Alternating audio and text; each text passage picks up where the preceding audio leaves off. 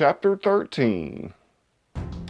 In Bruges, Belgium, on Friday, September 13th, Hunt checked into the St. Christopher's Inn at the Bauhaus, a popular youth hostel in northwestern Europe. Alongside him sat the Gucci messenger bag full of money, as well as a few articles of clothing placed over the cash.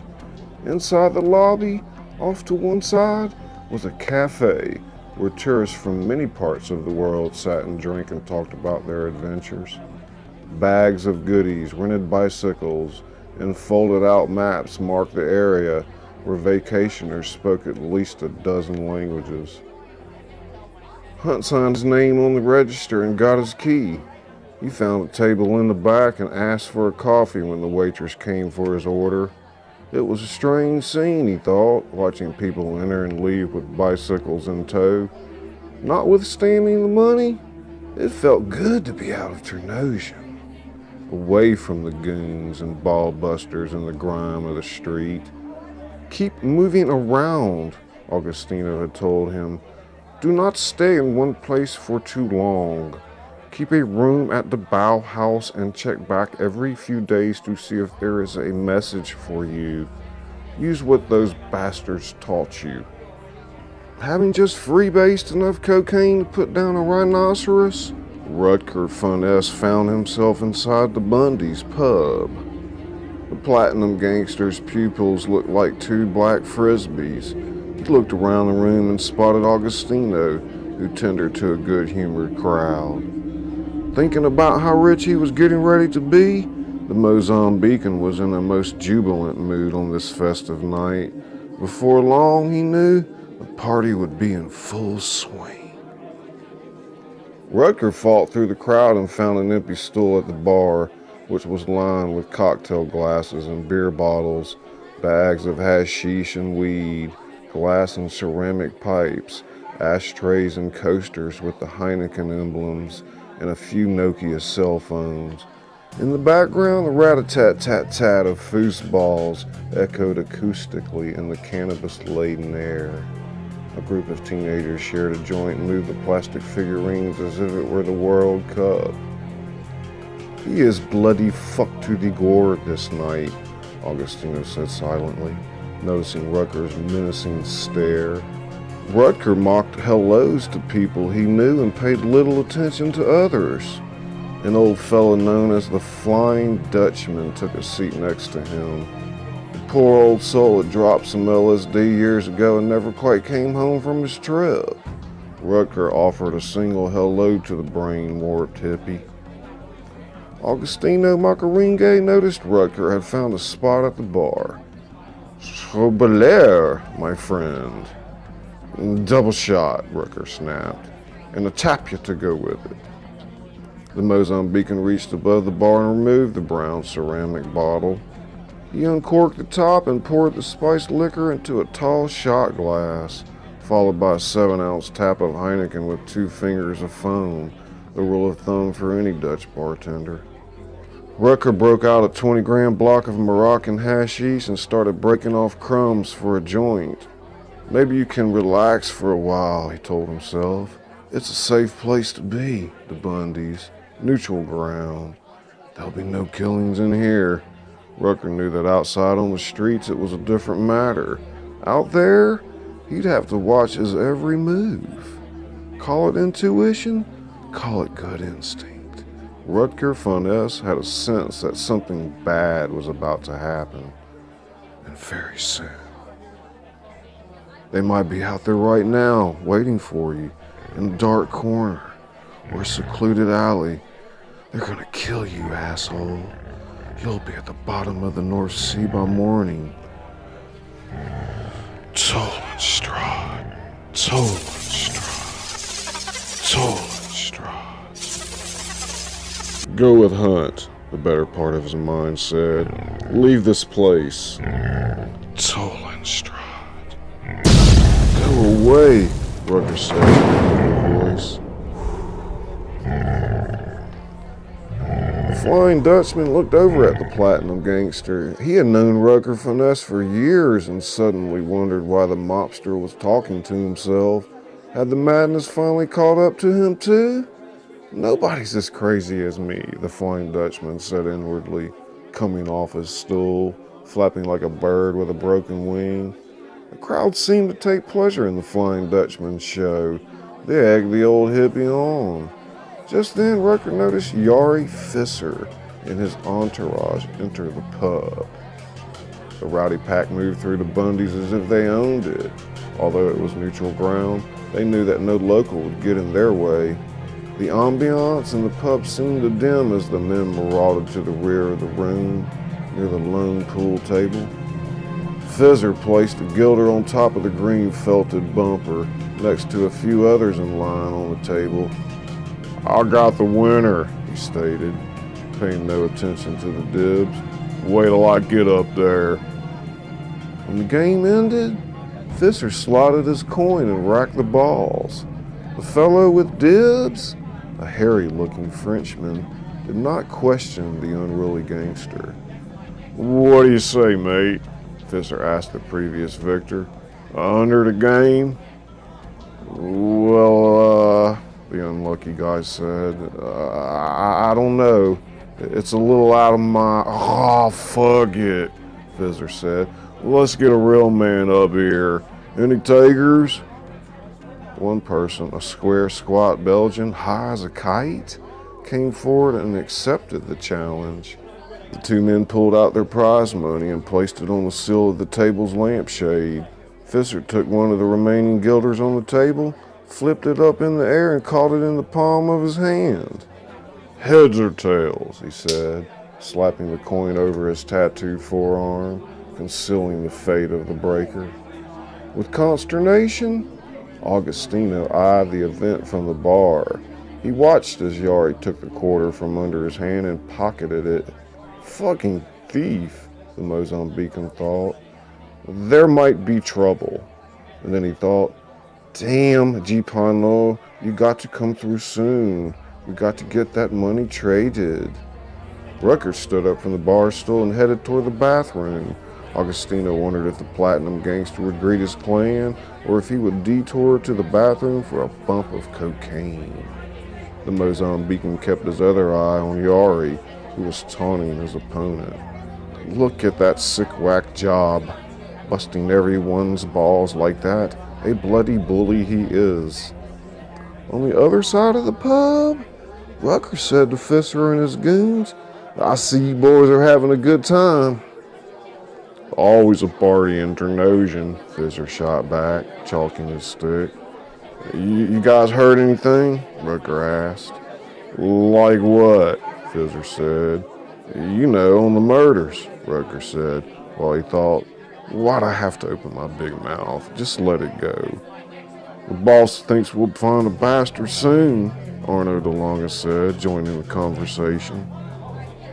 Rucker strolled off and didn't say another word. In the bathroom, he wasted no time filling his nose with the strong drug he'd gotten an hour ago from the Turk over at the stair. He was ready now. Ready for Yari, ready for Constantine, ready for the world. "Fuck 'em all," he said to himself. When Rucker came out, he saw a guy on the floor passed out. It was Yari's pool opponent, and Yari and his crew were gone. Before they left the Bundys, Yari Fisser had wanted to reach out and snap Rucker's neck like a popsicle stick. Instead, he knocked out the Belgian. "We need Rucker," Constantine had said. "I will not tolerate disobedience." Fucking Sicilian, he thought furiously. He then looked over at his companions, his trusty sidekicks, Edwin the Groat and Arno de Longa. They reminded him of the Laurel and Hardy duo he and his father had watched growing up. The two stooges followed Fisser down the road to the other side of the Centrum, where mobsters and ballbusters waited for friends and friends of the friends. Along the way, Fisser harbored the strong inclination to turn around and hide out in the alley behind the stair and shred Rutger to pieces as the blonde thug made his way to his flat. "Patience," the Fisser voice of reason said. "Your dime will come soon." Hannafon and Bear kept herself busy over the next few days. She could hardly get the notion out of her head that perhaps she'd made a mistake by calling Jimmy's mother. She wondered how the American woman was taking the news. What was it like to hear that your son was alive after nearly a decade?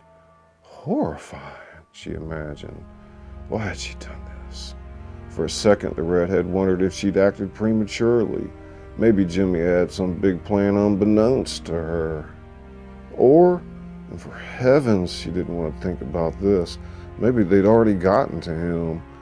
No, it can't be true, she told herself. He's out there somewhere. She desperately wanted to believe it, and so she did. After work, she headed to the Bundys. She hoped by some stroke of luck to see Jimmy there, sitting with the boys, bullshitting, everybody having a good time, everything back to normal, like old times. It wasn't to be.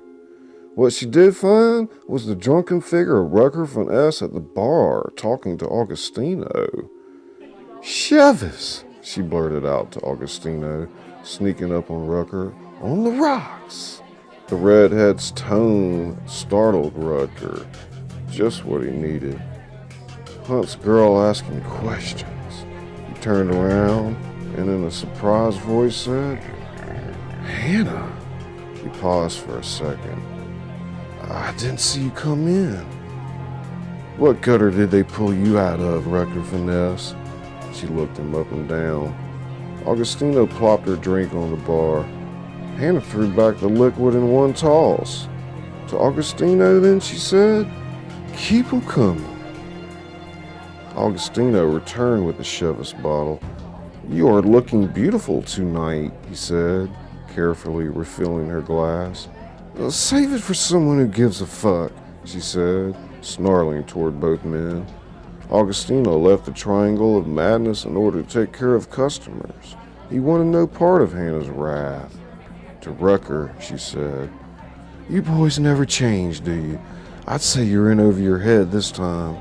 Of course, Rucker Finesse would never admit to anything, but she would bait him nonetheless.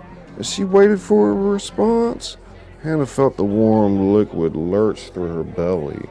She was tipsy now, braver now. "Rucker, if you know something, you better tell me now. I gotta know. I love the bloody bastard." She began to cry. "Please, Rucker, you have to tell me what's going on." Rucker wouldn't cave in that easily. He said, "You shouldn't involve yourself in matters that don't concern you." "Oh, you boys are all the same." She was mad again. Turning her attention to Augustino, she said, "What's it take to get a drink around here?" "What, you got something to do with this too?"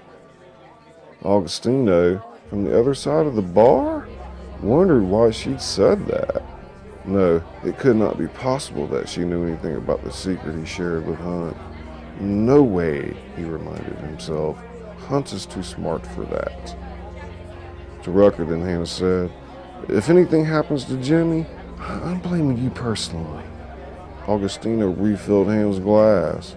The redhead took the drink, drained the tawny liquid in one gulp, and crushed the glass to the floor. You can all go to bloody hell," Rucker said. "You're drunk, Hannah. Go home. Come see me tomorrow when you're sober." "Fuck you, you blonde bastard." And she was gone. Saturday morning, Hannah awoke to a pounding headache. Outside, the wind howled like a humpback whale. "It's going to be a stormy day," she thought. She then felt a draft and saw that the soft, amber morning light filtered through the billowing curtains in her bedroom. Hannah shifted her body in the warm bed. It was somewhat comforting, she thought, the cool breeze settling on her sheets. Perhaps her father had come in during the night and cracked the window. Thump, thump, thump. Her head pounded. Hannah rubbed her temples. She barely remembered the previous evening. "Why did you drink so much, you stupid girl? Now you're going to have to deal with this stupid hangover all day. Stupid, stupid, stupid." "Water," her body implored. "You need water." She took a bath and threw on a border-colored sweater to match her hair, along with a pair of faded jeans, entered the streets of Ternosian. She thought about where Rucker might be this morning. The checkpoint? Maybe the stair? She decided to go with her first instinct and headed for Cafe Checkpoint. Along Neustraat, the wind whipped at her long crimson locks. A few pedestrians milled about the neighborhood. Some had dogs on leashes and others had preschool children following close behind. Hannah entered the checkpoint to a room full of brazen men. She found a seat down at the very end of the bar, next to two middle-aged coffee shop dealers. Thick hashish smoke curled around the gangsters as each took a turn on a glass bong. Some of the most dangerous people in Europe sat right there in front of her, she knew. Not the place to mess around. Although still early in the morning, coffee shop owners and their dealers filled the dive. A second glance around the room could tell you that there were serious secrets in this place. T.O. brought her an espresso. "Oh, but Doc T, dat is for my." "Oh, you didn't have to do that," she said. "I guess you haven't heard yet." "Heard what, T?" "Rucker Finesse was found dead this morning.